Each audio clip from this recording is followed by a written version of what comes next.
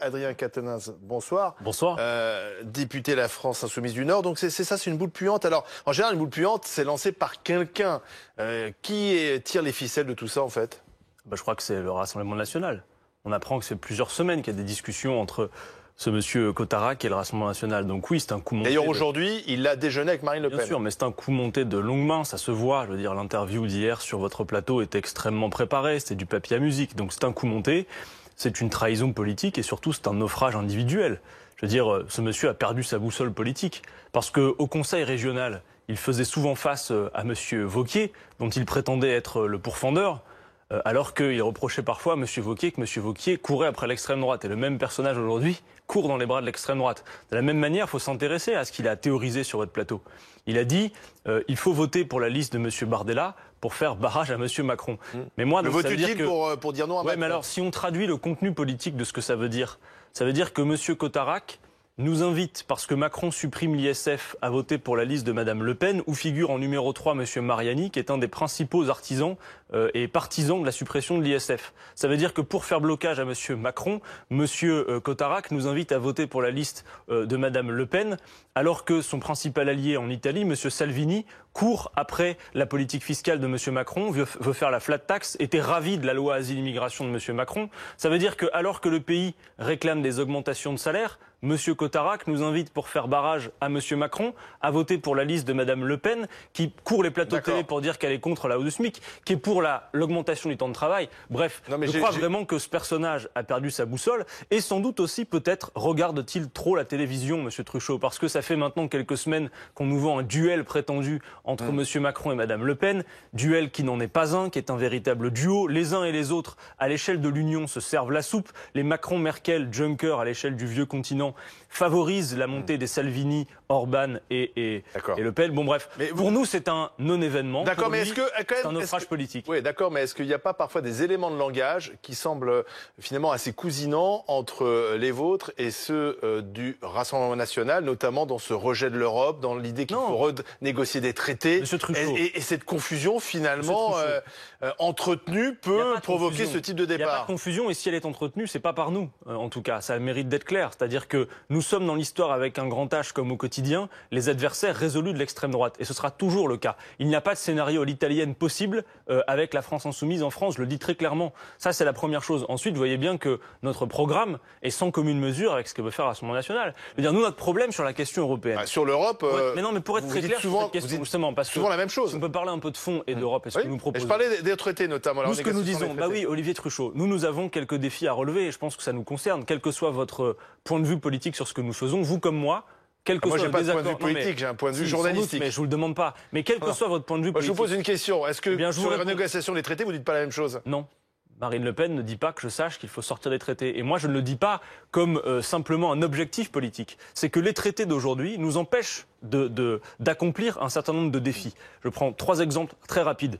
Il faut se hisser à la hauteur sur la question du changement climatique. Le GIEC nous dit il faut changer de modèle économique en 10 ans, investir beaucoup d'argent. Dans le cadre des traités, vous ne pouvez pas le faire. Par conséquent, je profite de l'occasion pour dire aussi à tous vos téléspectateurs que ceux qui vous vendent l'Europe sociale et écologique dans le cadre de ces traités font de l'incantation pure. Donc on ne peut pas renégocier un traité tout seul. Hein. Mais oui, mais justement... Pour négocier, il faut être plusieurs. Raison pour laquelle, vous avez raison... Vous ne dites pas le mode d'emploi. Quel sera le mode d'emploi de la France insoumise? Raison pour laquelle nous nous présentons face à vous dans une coalition européenne qui s'appelle Maintenant le peuple, avec plusieurs pays qui veulent faire la planification écologique, qui veulent abolir le travail détaché et le dumping social. Ça se joue. Non, mais c'est quand même bien d'avoir un rapport de force, de le construire. Au Parlement européen, par ailleurs, il faut le dire, l'utilité d'avoir des députés insoumis au Parlement européen. Je prends qu'un exemple. Le paquet ferroviaire qui fait qu'on a ouvert à la concurrence la SNCF.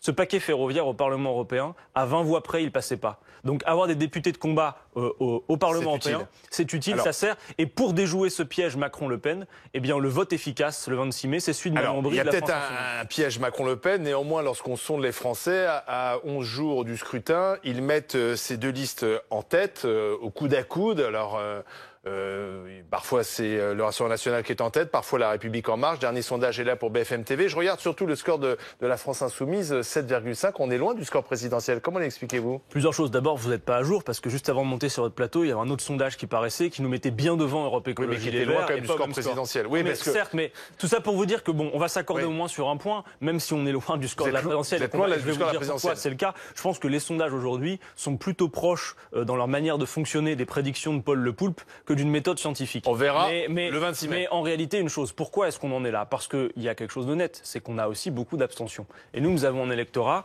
qui est plutôt effectivement abstentionniste. Et donc nous avons toute notre campagne menée depuis 8 mois pour essayer de mobiliser. Il nous reste encore 10 jours à peu près pour le faire. Et c'est important de dire que le 26 mai, quel que soit votre vote d'abord, bien évidemment, j'ai cru vous expliquer pourquoi il est préférable de voter pour la France insoumise, mais quel que soit votre vote, ne vous abstenez pas. Monsieur Macron fait le pari que toutes les colères, quelles qu'en soient les couleurs, les gilets jaunes, tous les gilets et les hospitaliers, tous ceux qui sont mobilisés actuellement, s'abstiennent. Ne lui faites pas ce cadeau. Le 26 mai, il faut aller au bureau de vote, comme vous irez sur un rond-point. Oui, mais là, vous parlez de Macron, du national, et vous ne parlez pas des européennes. C'est ça aussi qui est démotivant. Non, Olivier Truchot. Vous me dites les infirmières, etc. Ça n'a rien à voir avec le Parlement européen. Alors, à l'instant, vous m'interrogez sur l'Europe. Je vous ai mis quelques propositions en circulation. Si vous en voulez, je vous parle de la clause de non-régression sociale que nous proposons, de la sortie de l'OTAN. Est-ce que la stratégie du référendum anti-Macron est la bonne? Ce référendum anti-Macron vient à nous, de fait, avec le contexte politique particulier que nous connaissons. Enfin, d'un grand débat. Monsieur Macron fait une conférence de presse, il nous dit dorénavant rien ne sera plus comme avant, et en réalité tout continue.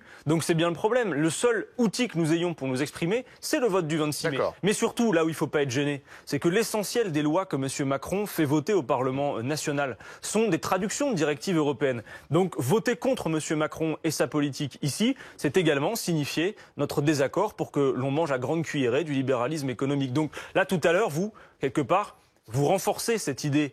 Avec le face-à-face Loiseau-Bardella à 19h. Évidemment, moi je vais vous dire une chose, je suis inquiet parce que on a inventé l'isoloir pour que personne ne vote avec des injonctions et soit libre de son vote. Et vous, à votre manière, dans quelques instants, vous entretenez l'idée. Non. Si. Mais non, mais vous n'êtes peut-être pas d'accord, mais moi je vous le dis quand même. Je suis ici pour vous le dire. Oui, bien sûr, mais je vais vous expliquer pourquoi on fait ça. Ok. Pourquoi? Parce qu'il y a des sondages qui les donnent en tête. Non, parce qu'on anime le débat et que c'est intéressant d'entendre deux visions radicalement différentes de l'Europe, celle de Bardella et celle de Loiseau. Il n'y a pas de vision radicale différente. Les uns alimentent les autres, je vous le dis, et je viens de vous expliquer sur la question fiscale, sur la question du travail, à quel point les deux s'alimentent. Alors plutôt que d'écouter leur pipeau dans quelques minutes, sur France 2, il y a n'oubliez pas les paroles, payez-vous un petit karaoké plutôt que d'écouter. Si vous venez sur BFM TV pour nous dire qu'il ne faut pas regarder BFM TV, ça va être compliqué. En tout cas, pas regarder un faux deuxième tour. Il faut regarder que quand il y a Manon Aubry, c'est ça? Non, regardez un débat. C'est ça votre regard sur la démocratie? Oui.